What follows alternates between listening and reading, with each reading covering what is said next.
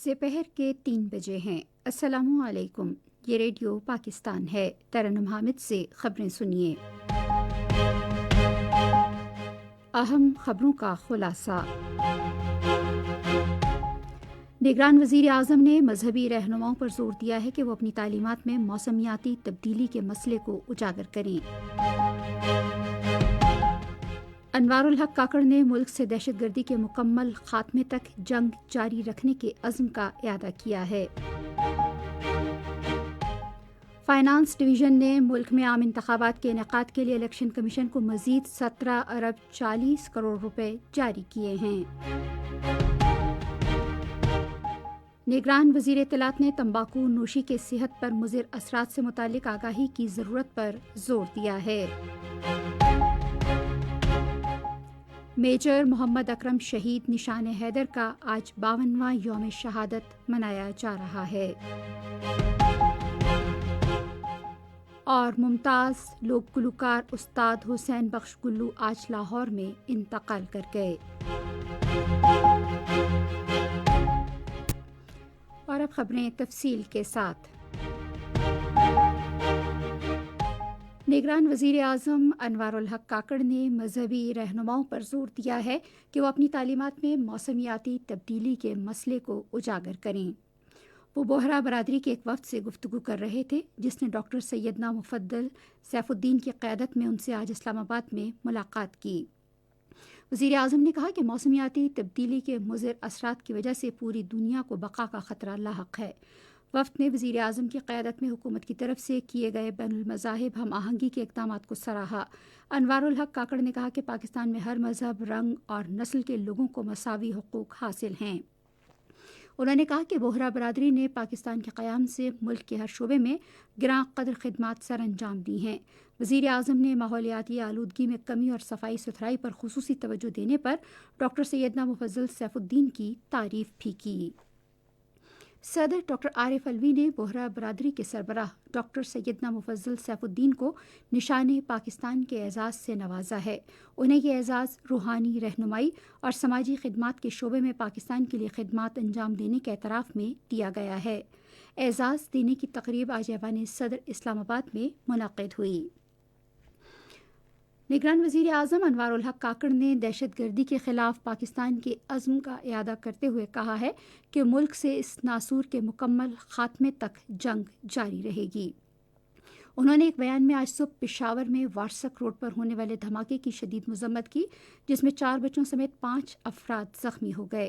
وزیر اعظم نے کہا کہ دہشت گردوں کو پاکستان کا امن تباہ کرنے نہیں دیا جائے گا اور واقعے میں ملوث افراد کی نشاندہی کر کے انہیں انصاف کے کٹہرے میں لایا جائے گا۔ نگران وزیر اعظم نے متعلقہ حکام کو دھماکے میں زخمی ہونے والے بچوں کو بہترین طبی سہولیات فراہم کرنے کی ہدایت کی۔ انہوں نے زخمیوں کی جلد صحتیابی کے لیے بھی دعا کی۔ انہوں نے قانون نافذ کرنے والے اداروں کو واقعے کی تحقیقات جلد مکمل کرنے کی ہدایت کی۔ لیڈی ریڈنگ ہسپتال کے ترجمان کے مطابق 2 زخمی بچوں کی حالت تشویشناک ہے۔ فائنانس ڈویژن نے ملک میں عام انتخابات کے انعقاد کے لیے الیکشن کمیشن کو مزید 17 ارب 40 کروڑ روپے جاری کیے ہیں۔ یہ رقم اس سال جولائی میں جاری کیے گئے 10 ارب روپے کے علاوہ ہے۔ اس سے انتخابات کے انعقاد کے لیے جاری کی جانے والی مجموعی رقم 27 ارب 40 کروڑ روپے ہو گئی ہے۔ فائنانس ڈویژن نے ایک بیان میں کہا ہے کہ ادارہ الیکشن کمیشن کو بوقت ضرورت فنڈز کی فراہمی کے لیے پرعزم ہے۔ اطلاعات و نشریات کے وزیر مرتضیٰ سولنگی نے کہا ہے کہ ماحولیاتی آلودگی کی طرح تمباکو نوشی بھی انسانی زندگیوں کے لیے خطرناک ہے۔ بچوں میں تمباکو نوشی کے نقصانات کے بارے میں آگاہی پیدا کرنے کے سلسلے میں آج اسلام آباد میں ایک تقریب سے خطاب کرتے ہوئے انہوں نے اس بات پر زور دیا کہ تمباکو نوشی کے ہماری روزمرہ زندگیوں پر مضر اثرات واضح ہیں۔ مرتضیٰ سولنگی نے نشاندہی کی کہ تمباکو نوشی سے صحت کے شعبے میں اخراجات بھی بڑھ جاتے ہیں۔ انہوں نے اس بات پر زور دیا کہ دیگر مضر عناصر کی طرح تمباکو نوشی کو بھی اجاگر کیا جائے۔ وزیر اطلاعات نے کہا کہ تمباکو نوشی ایک بیماری ہے جو اوسطاً ہر 6 سیکنڈ میں 10 میں سے ایک فرد کی جان لے لیتی ہے۔ انہوں نے کہا کہ تمباکو نوشی سے ہر سال دنیا میں 50 لاکھ افراد موت کے منہ میں چلے جاتے ہیں۔ تمباکو نوشی کے خاتمے کی جدوجہد میں مصروف ہیروز کو خراج تحسین پیش کرتے ہوئے انہوں نے تمباکو نوشی کے استعمال کی حوصلہ شکنی کے لیے تمباکو پر ٹیکسوں میں اضافے کی ضرورت پر زور دیا۔ یہ خبریں آپ ریڈیو پاکستان سے سن رہے ہیں۔ پاکستان میں غیر قانونی طور پر مقیم افغانوں سمیت غیر ملکیوں کی باعزت اور محفوظ طریقے سے ان کے ملکوں کو واپسی کا سلسلہ جاری ہے۔ دیگر اقدامات کے علاوہ افغانوں کی ان کے ملک باوقار واپسی کے لیے مختلف اضلاع میں ان کی عارضی رہائش کے لیے تمام سہولیات سے آراستہ ٹرانزٹ کیمپس قائم کیے گئے ہیں۔ گزشتہ روز 2476 غیر قانونی طور پر مقیم افغان باشندے اپنے ملک واپس گئے۔ اب تک 4,10,156 غیر قانونی طور پر مقیم افغان باشندے اپنے وطن واپس گئے ہیں۔ اقوام متحدہ کی جنرل اسمبلی نے تخفیف اسلحے سے متعلق پاکستان کی طرف سے پیش کی گئی 4 قراردادوں کی منظوری دے دی ہے، جن کا مقصد علاقائی اور عالمی امن و سلامتی کے اہداف کو فروغ دینا ہے۔ ان میں سے 3 قراردادیں علاقائی سطح پر تخفیف اسلحہ اور ملکی روایاتی اسلحہ پر قابو پانے سے متعلق ہیں۔ چوتھی قرارداد میں جوہری ہتھیار نہ رکھنے والی ریاستوں کے لیے سیکیورٹی کی ضمانتیں مانگی گئی ہیں۔ بھارت کے غیر قانونی زیر قبضہ جموں کشمیر میں 5 اگست 2019 میں بھارتی حکومت کی جانب سے مسلط فوجی محاصرے نے عوام کی روزمرہ زندگی اجیرن کر رکھی ہے۔ کشمیر میڈیا سروس کی رپورٹ کے مطابق 4 سال پہلے بھارت کی جانب سے غیر قانونی طور پر مقبوضہ کشمیر کی خصوصی حیثیت ختم کرنے کے بعد پورا مقبوضہ خطہ اس کے رہائشیوں کے لیے کھلی جیل میں تبدیل ہو گیا ہے۔ رپورٹ میں بتایا گیا ہے کہ بھارتی فوج نے اس عرصے کے دوران 17 خواتین سمیت 845 کشمیریوں کو شہید کیا۔ ادھر کل جماعتی حریت کانفرنس نے مقبوضہ وادی میں قتل عام اور تباہی روکنے کے لیے اقوام متحدہ کی قراردادوں پر عمل درآمد کا مطالبہ کیا۔ اسرائیلی فوج نے غزہ کی پٹی پر فضائی اور زمینی حملے تیز کر دیے ہیں، جس سے کئی مقامات پر درجنوں فلسطینی شہید ہو گئے ہیں۔ اسرائیلی فوج نے کئی علاقوں میں بھاری توپ خانوں سے مسلسل شدید بمباری اور بڑے پیمانے پر گولہ باری کی۔ غزہ میں بڑی تعداد میں رہائشی عمارتیں، اسکول، ہسپتال، طبی مراکز اور دکانوں سمیت سرکاری املاک مکمل طور پر تباہ ہو چکی ہیں۔ قابض فوج خان یونس میں زخمیوں کو ہسپتال یا طبی مراکز تک پہنچانے کے لیے ایمبولینسز کے داخلے کی اجازت نہیں دے رہی۔ ادھر عالمی ادارہ صحت نے غزہ میں ہسپتالوں اور شہریوں کے تحفظ کی دوبارہ اپیل کی ہے۔ میجر محمد اکرم شہید نشان حیدر کا 52واں یوم شہادت آج منایا جا رہا ہے۔ وہ 4 اپریل 1938 میں کھاریاں کے قریب ایک چھوٹے سے گاؤں ڈنگا میں پیدا ہوئے۔ میجر محمد اکرم شہید نے 1971 کی جنگ کے دوران ہلی کے محاذ پر بہادری کا بے مثال مظاہرہ کیا اور دشمن کے کئی حملوں کو ناکام بنا دیا۔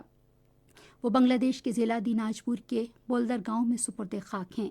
میجر اکرم شہید کی یاد میں جہلم میں ایک یادگار بھی تعمیر کی گئی ہے۔ معروف کلاسیکی گلوکار استاد حسین بخش کلو طویل علالت کے بعد آج لاہور میں انتقال کر گئے۔ وہ معروف گلوکار استاد نتھو خان کے صاحبزادے تھے اور ان کا تعلق موسیقی کے 2 مشہور پٹیالہ اور شام 84 گھرانوں سے تھا۔ انہوں نے 50 سال سے زائد عرصے پر محیط گلوکاری کے کیریئر میں بہت سے البم جاری کیے اور اس سفر میں مداحوں کے دل جیتے اور دنیا بھر میں اپنے فن کا مظاہرہ کیا۔ حکومت پاکستان نے کلاسیکی موسیقی کے شعبے میں شاندار خدمات پر انہیں تمغہ حسن کارکردگی سے بھی نوازا۔ اطلاعات و نشریات کے نگران وزیر مرتضی سولنگی نے برِ صغیر کے معروف گلوکار استاد حسین بخش کلو کی وفات پر گہرے دکھ اور افسوس کا اظہار کیا ہے۔ غمزدہ خاندان کے ساتھ اظہار تعزیت کرتے ہوئے انہوں نے مرحوم کی مغفرت کی دعا کی۔ وزیر اطلاعات نے کہا کہ استاد حسین بخش کلو جنہوں نے پوری دنیا میں اپنے فن کا مظاہرہ کیا، ہر جگہ اپنے روشن نقوش چھوڑے ہیں۔ انہوں نے کہا کہ استاد حسین بخش کلو ریڈیو پاکستان اور پاکستان ٹیلی ویژن پر بھی اپنی آواز کا جادو جگاتے رہے۔ انہوں نے کہا کہ ان کی وفات سے آج کلاسیکی موسیقی کا ایک شاندار باب بند ہو گیا۔ پاکستان کی خواتین کرکٹ ٹیم نے نیوزی لینڈ کو T20 سیریز ہرا کر نئی تاریخ رقم کر دی ہے۔ ڈنڈن میں 3 میچوں کی سیریز کے دوسرے T20 کرکٹ میچ میں پاکستان کی خواتین ٹیم نے نیوزی لینڈ کو 10 رن سے شکست دی۔ سیریز کا تیسرا میچ اس مہینے کی 9 تاریخ کو کھیلا جائے گا۔ نگران وزیر اعظم انوار الحق کاکڑ نے خواتین کی قومی کرکٹ ٹیم کو نیوزی لینڈ میں T20 سیریز جیتنے پر مبارکباد دی ہے۔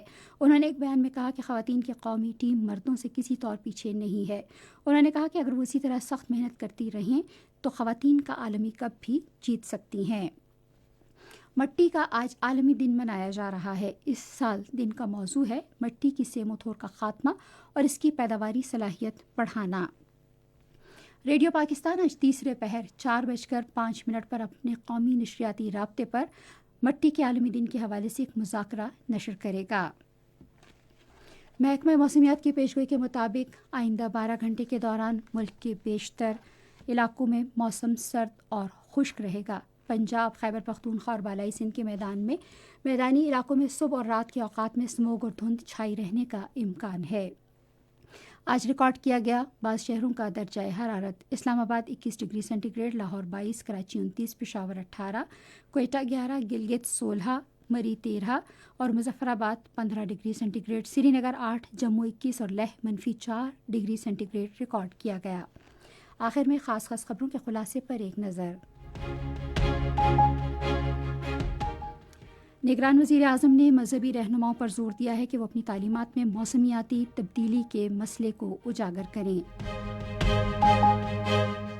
انوار الحق کاکڑ نے ملک سے دہشت گردی کے مکمل خاتمے تک جنگ جاری رکھنے کے عزم کا اعادہ کیا ہے۔ اسی کے ساتھ خبریں ختم ہوئی۔ مزید خبروں اور تجزیوں کے لیے آئیے ہماری ویب سائٹ پر radio.gov.pk اور فیس بک کے link radio Pakistan news official پر براہ راست ویڈیو سٹریمنگ بھی ملاحظہ کیجیے۔